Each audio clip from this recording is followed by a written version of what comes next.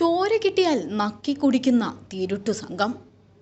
അറിയാം അപകടകാരികളായ കുറുവ സംഘത്തെക്കുറിച്ച്. കഴിഞ്ഞ കുറച്ച് ദിവസങ്ങളിലായി വാർത്തകളിൽ നിറയുന്നത് കുറുവ മോഷണ സംഘമാണ്. ആലപ്പുഴയിലെ മോഷണക്കേസിൽ പ്രതികളായ കുറുവ സംഘത്തെ തേടി എറണാകുളത്തെത്തിയ പോലീസിനെ കുറുവ സംഘം ആക്രമിക്കുന്ന സാഹചര്യം വരെ ഉണ്ടായിട്ടുണ്ട്. കൈവിലങ്ങോടെ നഗ്നനായി കുറ്റിക്കാട്ടിലൊളിച്ച കുറുവ സംഘാംഗത്തെ മണിക്കൂറുകൾ നീണ്ട തിരച്ചിലിനൊടുവിലാണ് പോലീസ് കണ്ടെത്തിയത്. ഈ സാഹചര്യത്തിൽ എല്ലാവരും തിരയുന്ന ഒരു ചോദ്യമുണ്ട്: ആരാണ് കുറുവ? ആയുധധാരികളായ മോഷ്ടാക്കളുടെ സംഘമെന്ന അർത്ഥത്തിൽ തമിഴ്നാട് ഇന്റലിജൻസ് ആണ് കുറുവ സംഘമെന്ന പേരിട്ടത്. തമിഴ്നാട് തിരുച്ചിറപ്പള്ളിക്കടുത്ത് റാംജി നഗറാണ് പണ്ട് തിരുട്ടുഗ്രാമമായി അറിയപ്പെട്ടിരുന്നത്. ഈ ഗ്രാമവാസികളെ കുറുവ സംഘം എന്ന് വിളിച്ചു. എന്നാൽ ഇപ്പോഴത്തെ കുറുവ സംഘത്തിലുള്ളവർ ഒരേ ഗ്രാമക്കാരല്ല. തമിഴ്നാട്ടിൽ തന്നെ ഒട്ടേറെ കുപ്രസിദ്ധ തിരുട്ടുഗ്രാമങ്ങളുണ്ട്. അവിടെ നിന്നുള്ളവരെല്ലാം ഈ സംഘത്തിലുണ്ട്. ഏതിരുട്ടിലും ഒളിച്ചിരിക്കും. വീടുകളിൽ കയറി സ്വർണവും പണവും മോഷ്ടിക്കും. എതിർക്കാൻ ശ്രമിക്കുന്നവരെ ആക്രമിക്കും. ചിലപ്പോൾ ജീവനെടുക്കും.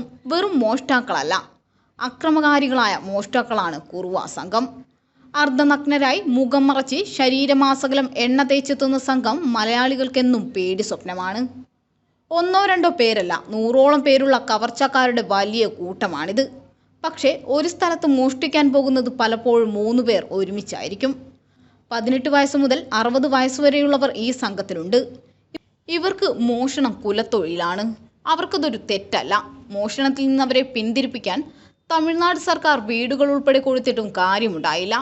പാരമ്പര്യമായി കൈമാറിക്കിട്ടിയ മോഷണ തന്ത്രങ്ങളും മേക്കരുത്തും ആധുനിക സാങ്കേതിക വിദ്യയുടെ സൂക്ഷ്മമായ ഉപയോഗവുമെല്ലാമാണ് ഇവരെ ശക്തരാക്കുന്നത്.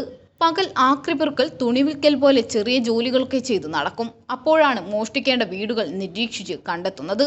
രാത്രിയാണ് മോഷണം. ഏതിരുട്ടും ഇവർക്ക് പ്രശ്നമല്ല. മോഷ്ടിക്കാൻ പോകുന്നതിനും ചില രീതികളുണ്ട്. കണ്ണുകൾ മാത്രം പുറത്തു കാണുന്ന രീതിയിൽ തോർത്തുകൊണ്ട് മുഖം മറയ്ക്കും. ഷർട്ടും ലുങ്കിയും അരയിൽ ചുരുട്ടി വെച്ച് ഒരു നിക്കറിടും. പിടികൂടിയാൽ വഴുതി രക്ഷപ്പെടാനായി ശരീരം മുഴുവൻ എണ്ണയും പിന്നെ കരിയും തേക്കും. ഇതിനെല്ലാം പുറമെ കമ്പും വടിവാളും അടക്കമുള്ള ആയുധങ്ങളും കരുതിയിട്ടുണ്ടാവും. മോഷണ ശ്രമത്തിനിടെ പിടിക്കപ്പെടുമെന്ന് ഉറപ്പായാൽ ആക്രമണം ഉറപ്പാണ്. മോഷ്ടിക്കാനായി കൊല്ലാൻ പോലും മടിക്കില്ല. തമിഴ്നാടൻ തിരുട്ടുഗ്രാമങ്ങളിൽ ഏറ്റവും അപകടകാരികളായ മോഷ്ടാക്കളുടെ കൂട്ടമാണിതെന്നാണ് പോലീസ് പറയുന്നത്. വീടിന്റെ അടുക്കള ഭാഗം കേന്ദ്രീകരിച്ചാണ് ഇവർ മോഷണത്തിന് നീക്കം നടത്തുന്നത്.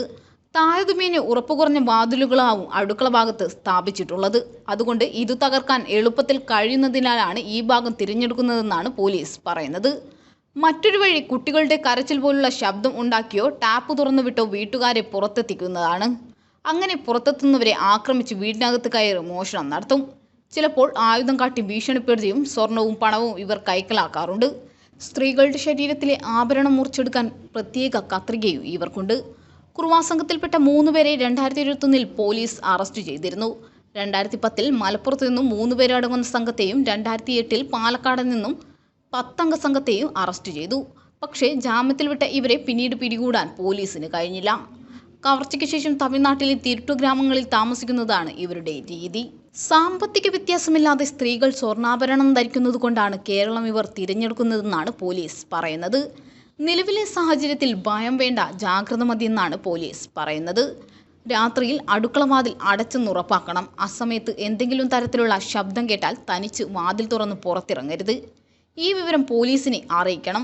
വീടിന്റെ പരിസരങ്ങളിൽ വേണ്ടത്ര വെളിച്ചമുണ്ടെന്ന് ഉറപ്പാക്കണം എന്നിവയാണ് പോലീസ് നൽകുന്ന മുന്നറിയിപ്പുകൾ.